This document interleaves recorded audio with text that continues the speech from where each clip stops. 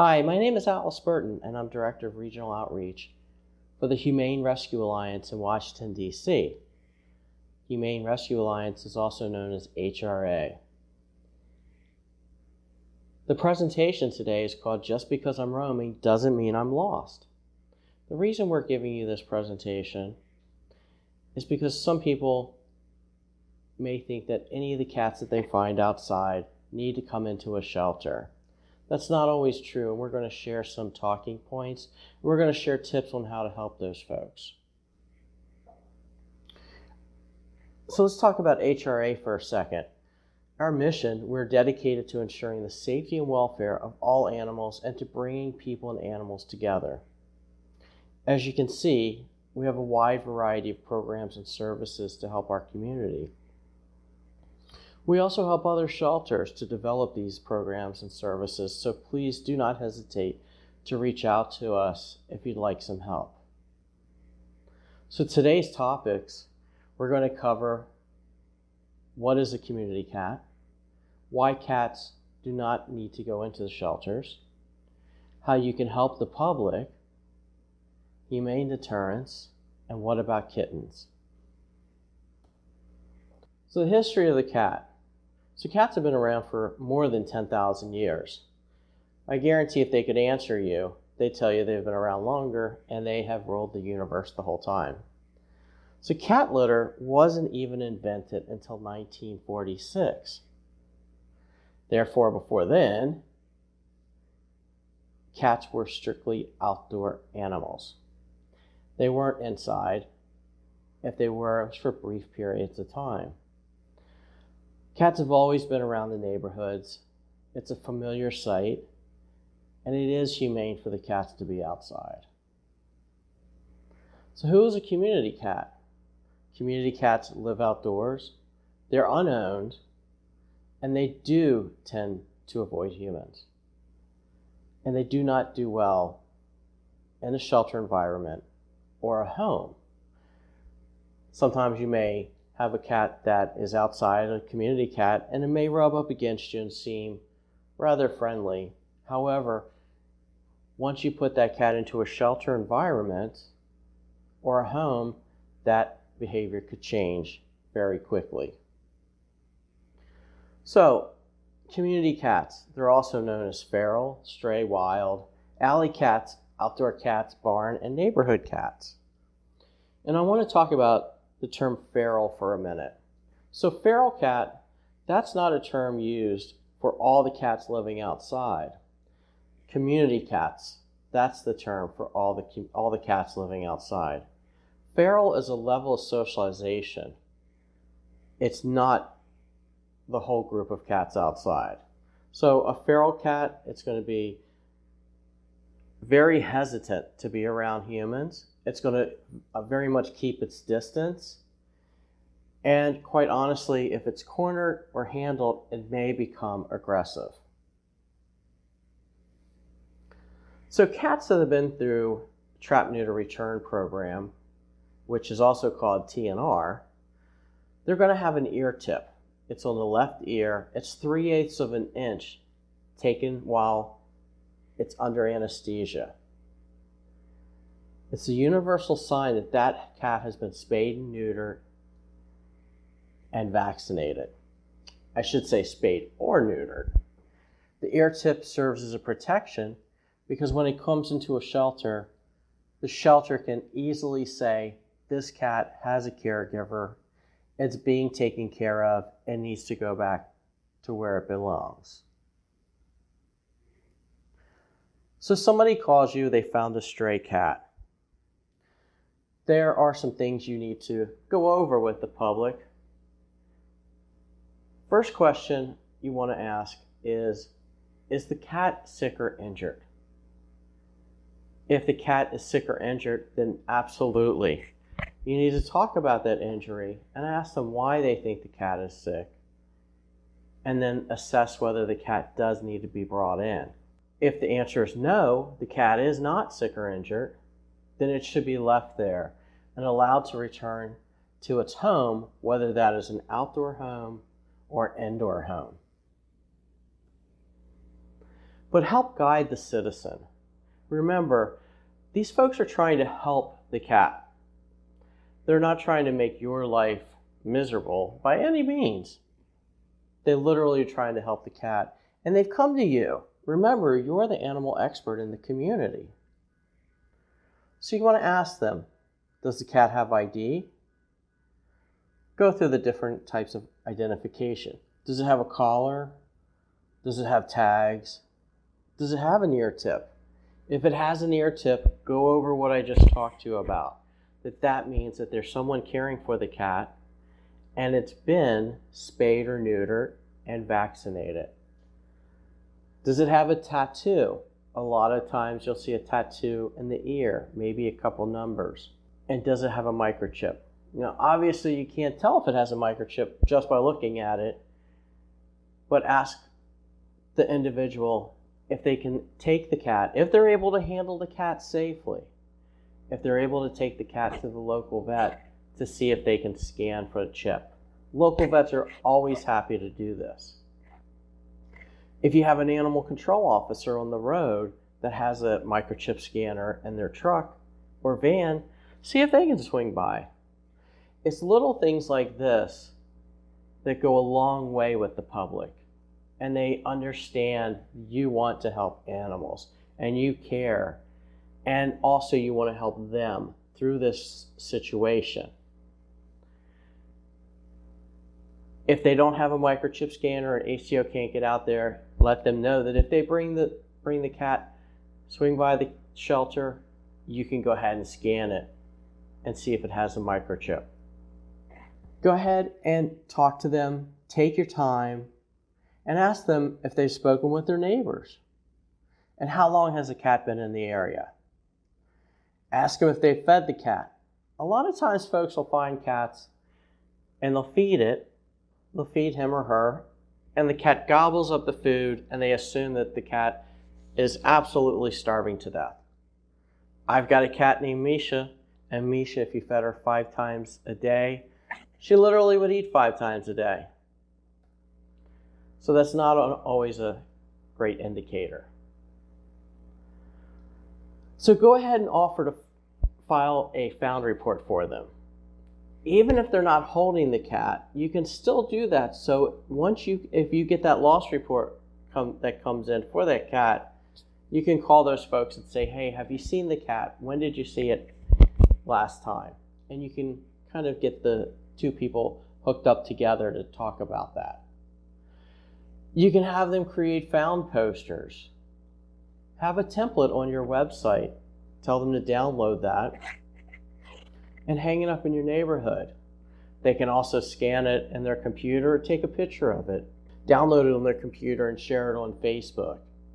Share it on the listserv, and make sure all the cat's information is on that listserv. And they can call the local vet to see if anyone has reported a lost cat. It's funny how so many people know to call the local vet, but not the animal shelter. It's amazing how many people don't even know where the animal shelter is when their pets go missing. Some other ways that you can help. If the caller is uncomfortable releasing the cat outside, ask them if they want to hold it. Put a found report in. If they want to hold the cat until they find where the cat lives and they don't have any of the supplies, offer them the supplies. You know, it's so much easier to offer them the cat litter, the food, the litter box, maybe some treats and a collar. It's so much easier to offer that than for them to bring the cat in. Then it goes into your population in the shelter. It risks euthanasia, and also it risks getting sick while in that shelter because of the stress or overcrowding. Let's face it, you're going to use those supplies anyways if the cat came into the shelter, so go ahead and help them out. And remember that the finder has good intentions.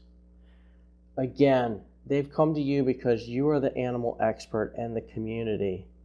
And a lot of times when folks are walking in or they're calling, they're really in a crisis. They don't know what to do, and that's why they're calling you.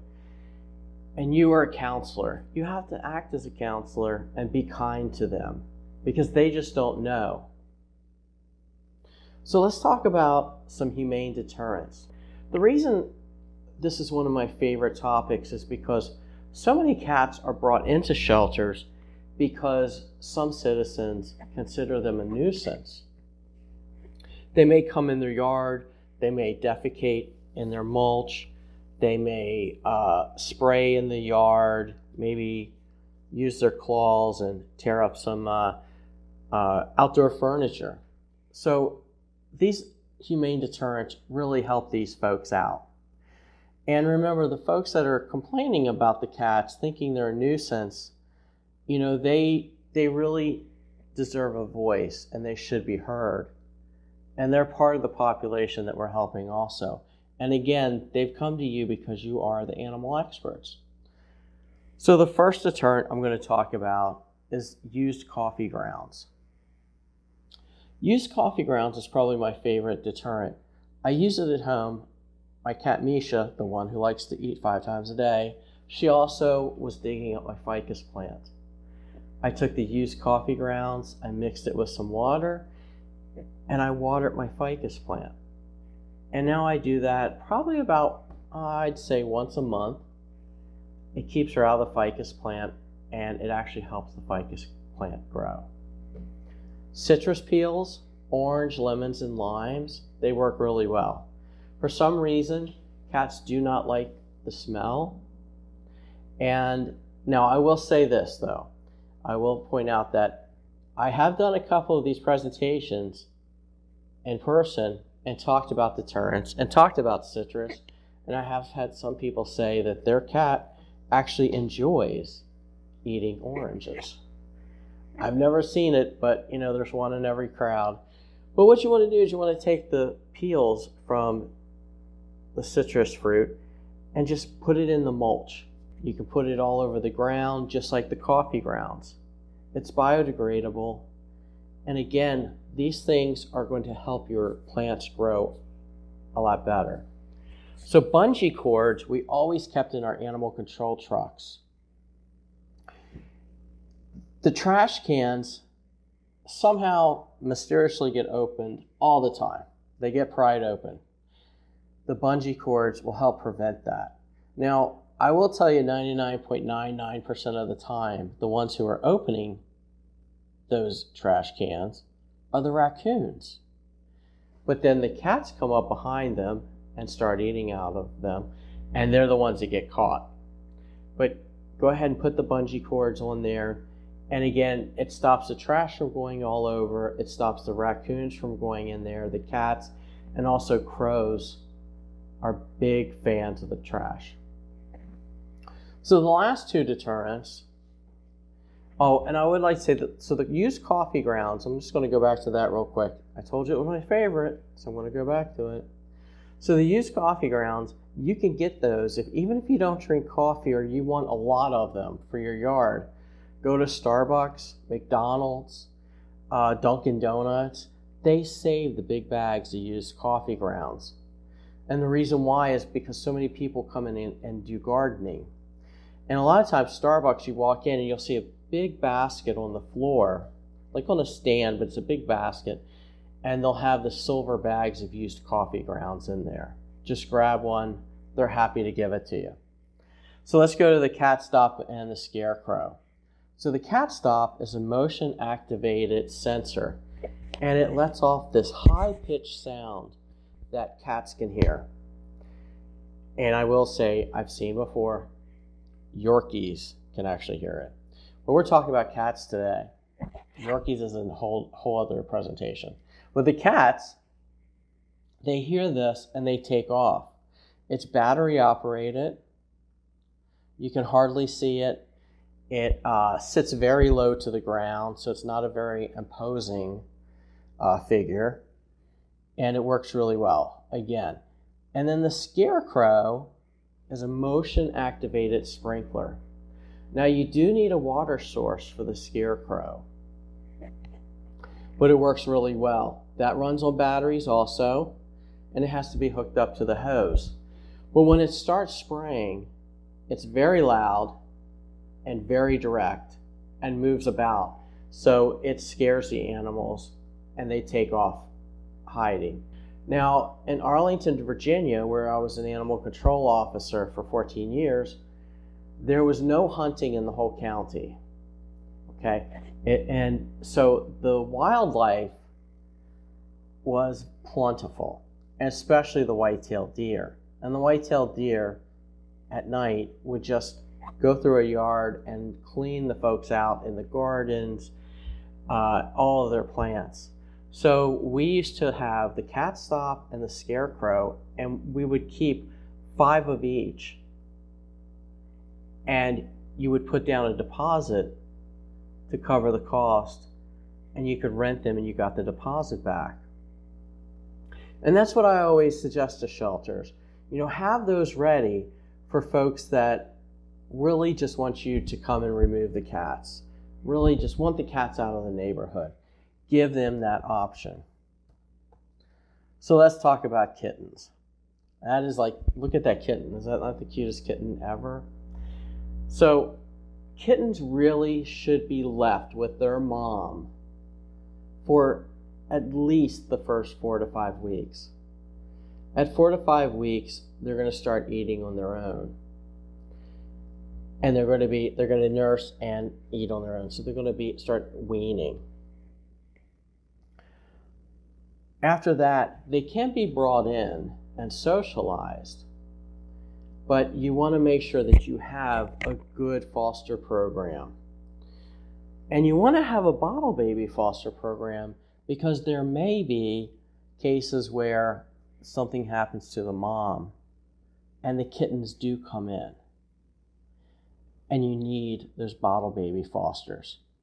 If you want help setting that up, just give us a call. We've got a great foster program and we can get you going. And it's an amazing program. You can have the bottle baby nursing and then also the socialization. Now, it's normally 2 different classes of fosters and what I mean is most fosters, either they like the bottle babies or they like the socializing. I love all the hissy spitty kittens that you can give me. And then someone else can go ahead and feed them, get them nursed and weaned, and then I'll take over. But it's all up to personal choice.